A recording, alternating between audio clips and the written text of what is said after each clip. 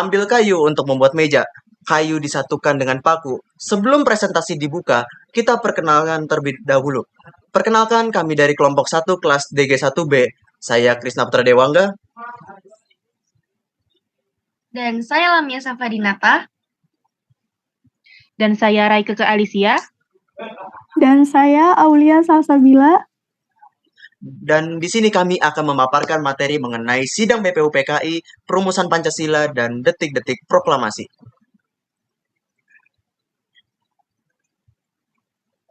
Nah, jadi kali ini saya ingin membahas dari awal mula pembentukan BPUPKI. Jadi BPUPKI atau biasa kita sebut dengan Dokuritsu Junbi Chosakai ialah badan yang dibentuk oleh Jepang pada saat Perang Dunia Kedua yang bertujuan untuk menarik dukungan rakyat Indonesia agar bisa membantu perang pada Perang Asia Pasifik atau Perang Asia Timur Raya dengan menjanjikan kemerdekaan Indonesia. Karena pada saat itu Jepang sedang terdesak oleh sekutu, tepatnya di tahun 1944, yang dimana sekutunya itu adalah Amerika Serikat. Nah, lalu BPUPKI itu sebenarnya sudah diusulkan nih dari 1 Maret 1945 oleh Kumakichi Harada selaku Jenderal Dai Nippon yang membawahi Jawa.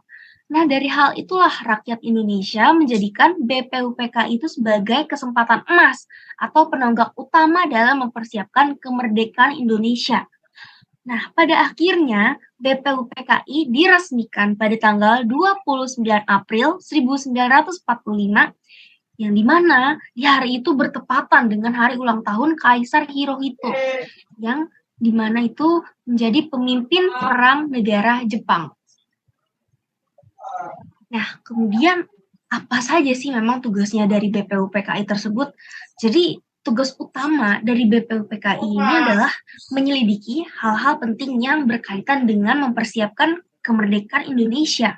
Nah, dari mempersiapkan tersebut tersusun dari berbagai macam aspek-aspek, yaitu dari aspek ekonomi, politik, peraturan pemerintah, dan yang paling utama yaitu rancangan dasar negara. Nah, lanjut.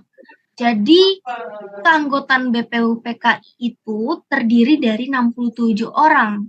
Nah, 7 diantaranya itu merupakan orang Jepang karena pada saat itu Jepang memang mengawasi dari jalannya sidang dan hasil kesepakatan dalam BPUPKI. Nah, lalu siapa yang menjadi ketua dan wakil dari BPUPKI?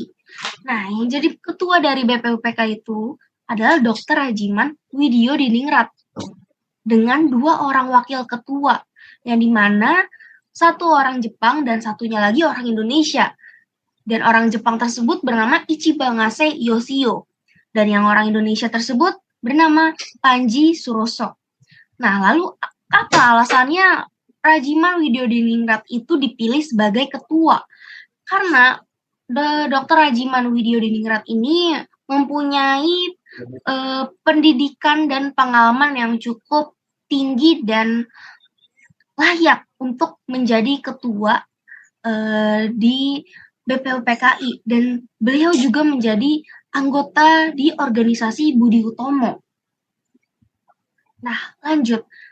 Memang sidang-sidang BPUPKI itu kapan saja dan ada berapa BPUPKI itu menggelar sidang. Nah, jadi BPUPKI itu telah menggelar 3 kali sidang, yang dimana 2 kali sidang resmi dan 1 kalinya yang tidak resmi.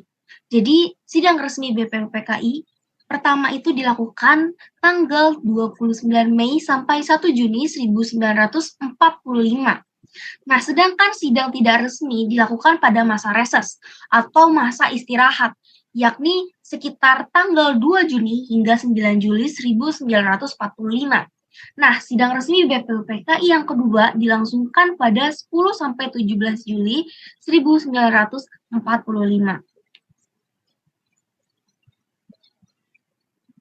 Oke, terima kasih banyak Lamia atas paparannya. Di sini saya mohon izin untuk melanjutkan tentang sidang resmi pertama BPUPKI yang di mana di dalamnya itu terdapat tahap-tahap perumusan Pancasila, dimulai dari pengusulan Pancasila oleh 3 tokoh, pembentukan Panitia 9, lalu munculnya Piagam Jakarta, revisi sila pertama, dan yang terakhir ada pengesahan Pancasila.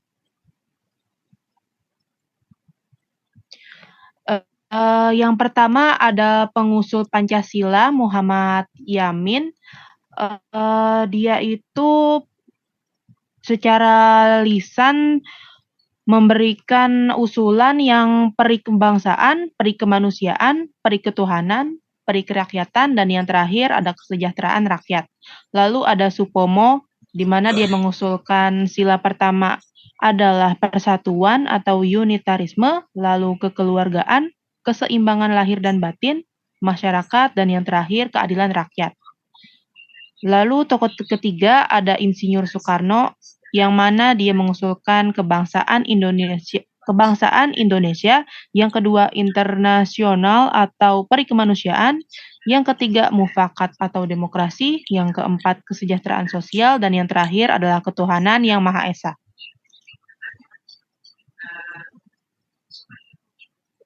Lalu setelah ketiga tokoh tadi merumuskan, tepatnya saat Insinyur Soekarno memberikan rumusan Pancasila, dibentuklah Panitia 9 pada tanggal 1 Juni 1945. Alasan dibentuknya Panitia 9 ini karena rumusan dasar negara Indonesia belum juga terbentuk hasil akhirnya. Kemudian apa sih tugas dari Panitia 9 yang tadi itu menampung berbagai aspirasi tentang pembentukan dasar negara Indonesia merdeka.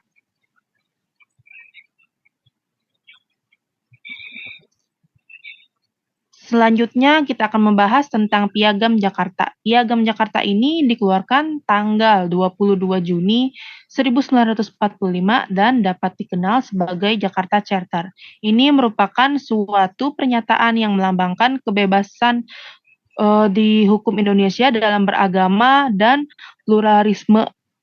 Piagam Jakarta ini memuat rancangan pembukaan Undang-Undang Dasar dan Dasar Negara Pancasila yang sekarang yang awalnya diubah sila pertamanya dari ketuhanan dengan kewajiban melaksanakan syariat Islam bagi pemeluk-pemeluknya menjadi ketuhanan yang Maha Esa pada tanggal 18 Agustus 1945 sidang PPKI. Alasan mengapa sila pertama diubah itu karena wakil Indonesia dari Timur yang saat itu bukan beragama Muslim, mereka merasa keberatan, jadilah akhirnya keputusan bersama diubah menjadi ketuhanan yang Maha Esa. Oke, terima kasih atas pemaparannya Reike ke Alicia. Sekarang sidang kedua BPU PKI. Sidang kedua BPU PKI dilaksanakan pada tanggal 10 sampai 17 Juli 1945. Sidang kedua dilaksanakan di Gedung Chuo Sangiin yang dimana sekarang menjadi Gedung Pancasila yaitu berlokasi di Jakarta Pusat. Oke, next. Sidang BPU PKI kedua memiliki agenda yang membahas tentang yang pertama, rancangan Undang-Undang Dasar, bentuk negara, wilayah negara, dan kewarganegaraan, serta susunan pemerintahan unitarisme dan federalisme. Oke, lanjut.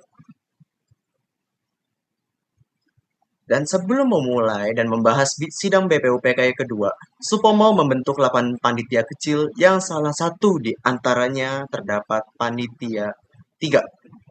Oke, next.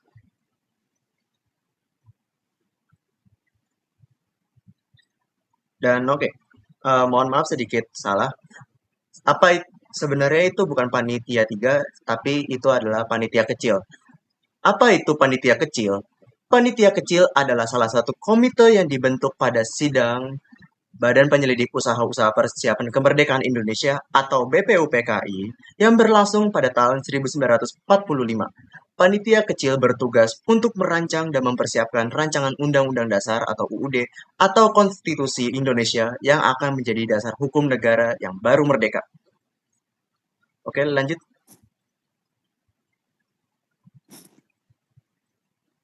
Tugas utama panitia kecil BPUPKI adalah merumuskan rancangan UUD yang akan diusulkan kepada BPUPKI. Mereka memainkan peran yang sangat penting dalam menentukan bentuk dan isi konstitusi yang akan menjadi dasar negara Indonesia. Panitia kecil mengumpulkan masukan dari anggota BPUPKI, berdiskusi, dan merancang berbagai pasal serta ketentuan yang akan termuat dalam konstitusi. Oke, lanjut. Dan terdapat panitia tersebut yang terutama adalah panitia penghalus bahasa untuk Undang-Undang Dasar. Panitia hukum penghalus bahasa untuk diketuai oleh Supomo memiliki tugas utama untuk menyusun dan merumuskan teks Undang-Undang Dasar atau Konstitusi Indonesia yang akan menjadi landasan bagi negara Indonesia yang baru merdeka. Oke, next. Kemudian panitia ekonomi. Panitia ekonomi dalam sidang kedua Badan Penyelidik Usaha Persiapan Kemerdekaan Indonesia atau BPUPKI diketuai oleh Muhammad Hatta. Panitia ini memiliki peran khusus dalam mengkaji dan merumuskan dasar ekonomi yang akan menjadi bagian dari konstitusi Indonesia yang baru. Oke, next. Lalu, panitia perancangan bela tanah air. Panitia perancang bela tanah air memiliki tugas utama untuk merumuskan dan membahas konsep-konsep dasar yang terkait dengan pertahanan dan keamanan negara yang baru akan merdeka. Panitia ini diketuai oleh Abi Kusno Cokrosuroyo. Lalu panitia perancang undang-undang.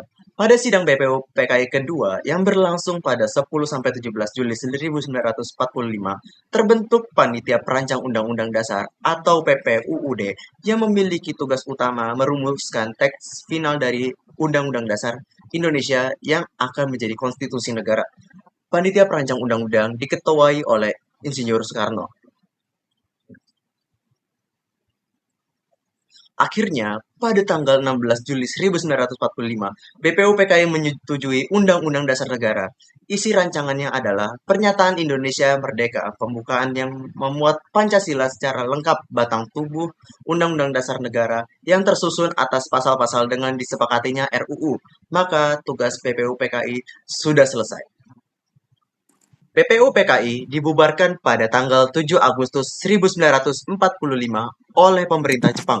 Sebagai penggantinya, pemerintah Jepang di bawah Jenderal Terauchi menyetujui pembentukan Panitia Persiapan Kemerdekaan Indonesia atau PPKI, yang dimana tugasnya adalah melanjutkan hasil kerja BPUPKI dan mempersiapkan pemindahan kekuasaan dari Jepang kepada bangsa Indonesia.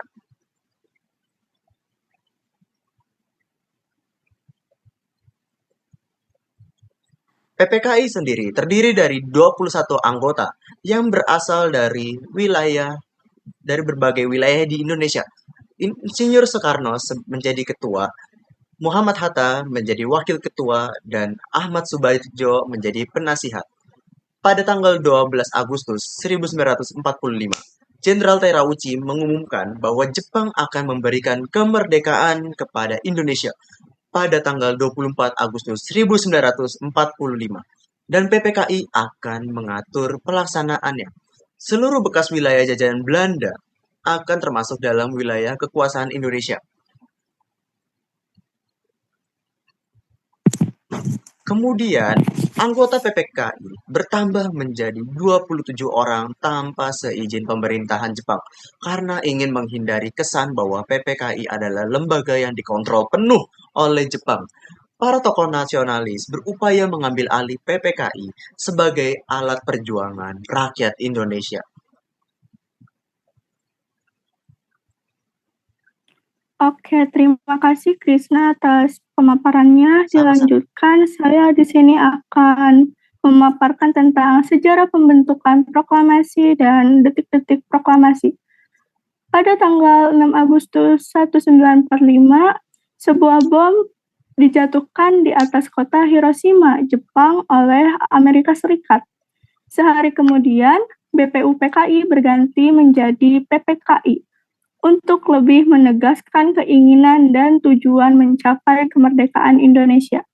Pada tanggal 9 Agustus 1945, bom atom kedua dijatuhkan di kota Nagasaki, sehingga menyebabkan Jepang menyerah kepada Amerika Serikat dan sekutunya.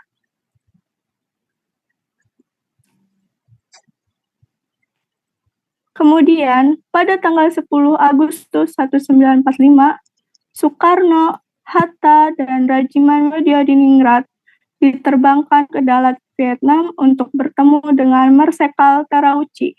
Mereka diberitahu bahwa pasukan Jepang berada di ambang kekalahan dan akan memberikan kemerdekaan kepada Indonesia, yang sudah ditetapkan oleh Terauchi pada tanggal 24 Agustus 1945. Kemudian, Sultan Syahrir telah mendengar berita lewat radio bahwa Jepang telah menyerah kepada sekutu. Para pejuang bawah tanah bersiap-siap memproklamasikan kemerdekaan RI dan menolak bentuk kemerdekaan yang diberikan sebagai hadiah Jepang.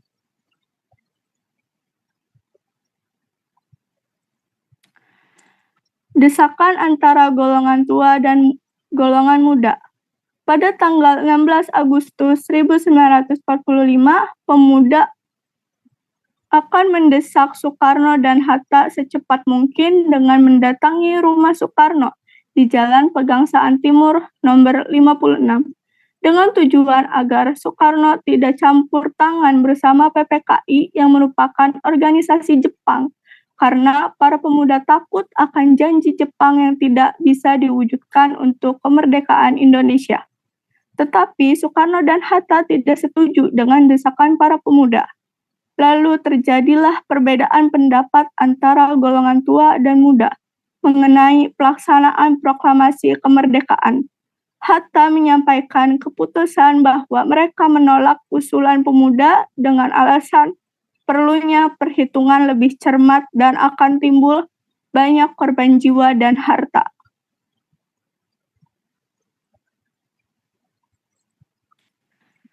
Peristiwa Rengas Dengklok. Para pemuda yang merasa tidak puas dengan jawaban Hatta memiliki rencana baru dengan cara menculik Soekarno-Hatta ke Rengas Dengklok pukul 4 pagi setelah subuh. Tanggal 16 Agustus 1945, para pemuda dipimpin oleh Sodan Kosinggih datang ke kediaman Soekarno meminta mengikuti kemauan pemuda untuk dibawa ke Rengas Dengklok, Karawang. Pemuda bersikukuh tak mau melepaskan Soekarno-Hatta, kecuali ada jaminan kemerdekaan. Setelah hampir seharian disekap, Soekarno-Hatta berubah pikiran dan segera pergi ke Jakarta untuk menggelar rapat di rumah Laksamana Maeda.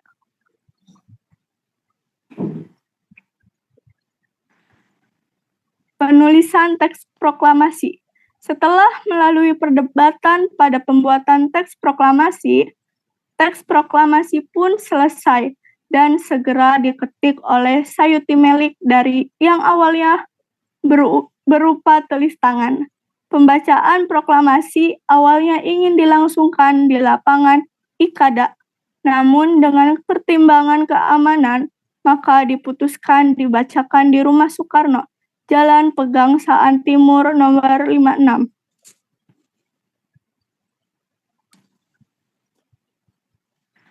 Pembacaan teks proklamasi. Pada pagi hari tanggal 17 Agustus 1945, di kediaman Soekarno pukul 10 pagi, Soekarno membacakan teks proklamasi dan pidato singkat. Bendera merah putih yang dijahit oleh Ibu Fatmawati dikibarkan oleh seorang prajurit peta bernama Latif Hendraningrat. Setelah bendera berkibar, lagu Indonesia Raya dinyanyikan oleh semua hadirin tanpa sepengetahuan pihak Jepang. Dan tepat pada 17 Agustus 1945, Indonesia akhirnya resmi merdeka. Mungkin cukup sekian pemaparan dari kelompok kami. Kurang lebihnya mohon maaf. Wassalamualaikum warahmatullahi wabarakatuh.